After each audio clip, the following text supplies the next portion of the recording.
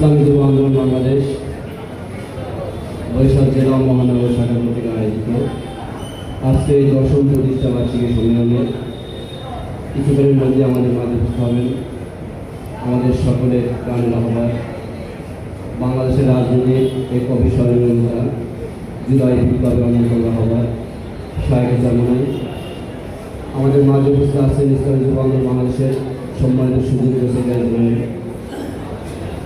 যুবনেতা Mansur Ahmed Psaki উপস্থিত আছেন ইসলামী যুব আন্দোলন ইসলামী আন্দোলন ও সহযোগী অন্য সংগঠনের বরিশাল জেলা ও মহানগরের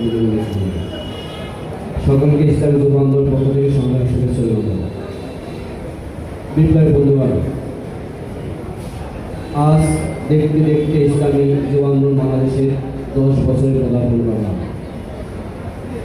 ইসলামী যুব আন্দোলন বাংলাদেশ শুরু থেকে আমরা চেষ্টা করেছি এদেশের পথ ভোলা যুবকদেরকে আলোর পথে নিয়ে আসার জন্য।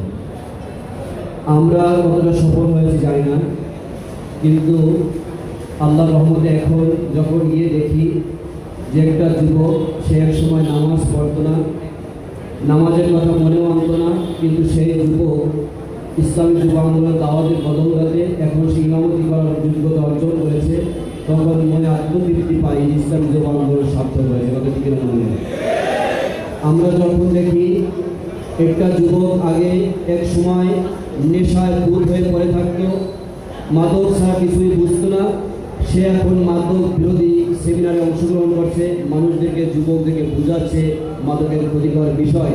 আমরা তখন আত্মতৃপ্তি যে কথা ঠিক বন্ধুগণ, আমরা চেষ্টা করেছি এই ঘুরে ধরা সমাজকে আলোর পথে নিয়ে আসার জন্য। আমাদের এটাই প্রধান কাজ এবং প্রধান লক্ষ্য। বিপ্লবী বন্ধুগণ, আমরা সামনের দিনেও এই যুবকদেরকে আলোর পথে নিয়ে আসার জন্য এই ধারাবাহিক চেষ্টা অব্যাহত থাকবে ইনশাআল্লাহ।